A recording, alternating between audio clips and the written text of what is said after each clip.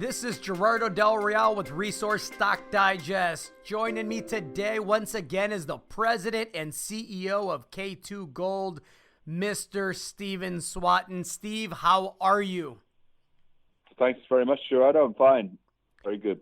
Thank you for coming on. Pretty significant news you announced this morning. K2 has identified a new gold zone and 5 new targets at the Mojave project. Now, this comes on the heels, frankly, I think a month and a half ago, you and I spoke, and you had some phenomenal trench results, right? And I think that included 3.78 grams per ton gold over 43 meters in the east zones. And then there were other zones. The Newmont zone had 34 meters of 2.46 grams per ton gold.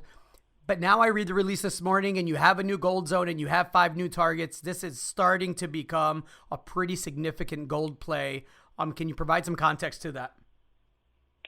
Sure. Yeah, this is one of our most significant news releases, actually, because a lot of what we were reporting before had been reported to some extent by Newmont and by BHP and Great Bear in the past.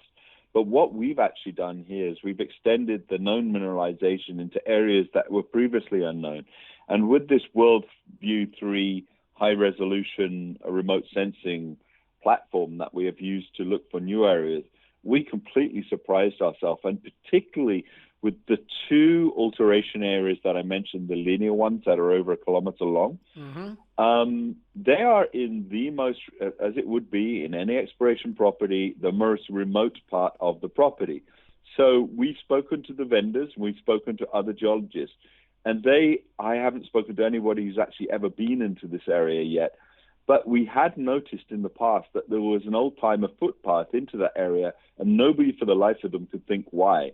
Well, the 2 theories are they were collecting wood to take it over the hill, or maybe they knew something that we didn't.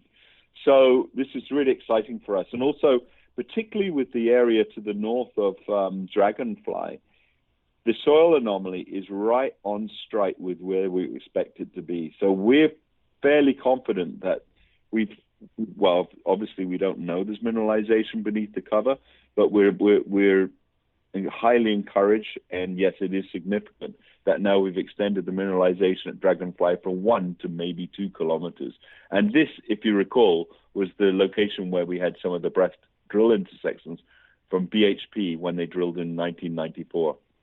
It's important to mention that mineralization at Dragonfly, I believe, was the strongest oxidized gold mineralization reported on the property. Is that accurate? That is accurate. And some of the intersections there were, every hole that BHP intersected mineralization. And one of the holes was 99 meters of close to 1 gram material. Of course, there's all different intersections there at higher grade. But yes, I would say Newmont is the most exciting area, but there's a concentration of knowledge there. The Dragonfly had the highest grade intersections individually. What we've seen here is we've seen the extension of it. We're beginning to pull the whole thing together. And with the WorldView image that we've now, and the imagery that we've got under our belt, we can definitely understand now the mineralization, which seems to be more like Walker Lane than is Carlin Star. Walker Lane is the Bullfrog deposit. It's in Beatty. It's 2 to 3 million ounces. And you're probably aware that Corvus had some good news recently. So this whole Walker Lane belt goes from the northeast of where we are right down to Castle Mountain to the south, and Briggs Mine in between. And these are multi-million ounce deposits that we're talking about. And it seems as if what we're dealing with is on the western side of that Walker Lane train. Now, we've done some research ourselves as well, Gerardo, and we have a young guy working for us who's actually based out of Minneapolis. And he has now identified over 100 different adits and mines that are actually in the local area in the Inyo County. This is something we didn't know. We knew there were a certain number of old mines, and there's one very famous one called Pine Creek, which is outside of Bishop, which actually was a tungsten mine that was largely supported. It was the 40% of the world's tungsten, not the world's, of America's supply for tungsten to the war effort in the Second World War. That's a huge mining area just north of Bishop. Well, it now turns out that there's a lot of adits throughout the whole area, and it's no surprise to us that we'll find more on our property. So you identified a new gold zone. You have 5 new target areas. I'm looking at the project target areas, the map that was provided, and we'll put a link up with this this interview. How are you going to prioritize exploration moving forward? Because frankly, I recall John Robbins calling this the best early stage gold exploration camp he had ever seen, which was a pretty bold statement from someone that has seen a lot of very, very robust gold camps, to say the least. I'm now starting to understand why he was as enthusiastic as he was, but what do you do with this abundance of targets? How are you prioritizing that, Steve?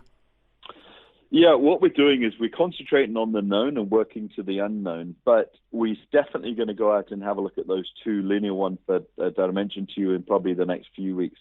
But what we're doing is, I don't know if you recall in a previous conversation, we have the permission to drill at 7 locations. Correct. On the property with a heli-borne program.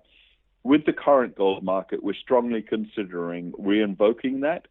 And more than that, we're also considering extending that program possibly. And that will come with a future announcement maybe to the BLM. But obviously, the world has changed somewhat in many ways. And therefore, we consider it opportune for us to take a real close look at the potential of this deposit in a way that we would like to advance it quicker than maybe we would have before. We recognize that this is one of the best undeveloped mineral exploration plays in Southwest U.S. It was found by a couple of majors, and they both walked away for completely unrelated reasons. One, it was still in a wilderness study area, and for BHP, they decided to pull out of gold altogether as a company. They became a multi-billion-dollar company. This was their last gold project that they ever owned. So, yes, how we're prioritizing, we're working for the Newmont, from the Dragonfly and the East Zone, and we will be working on that new zone that we talked about, we're calling Gold Valley, and we're going to send some pretty seasoned exploration geologists out to these new areas. That's the order in which we're going to be doing it. It's a lot to look forward to. What's the market cap look like right now? We're about 12 to 13 million. We're trading today, I see, around 25 cents, so fairly healthy. Obviously, the news is good, and Gerardo, we'll be talking again pretty soon. I can assure you of that. Well, I look forward to it. It's starting to get exciting, and I hope we chat sooner rather than later. I know you have to get going. Please be safe, and thanks again for the time, Steve. Thanks very much, Gerardo. Much appreciated.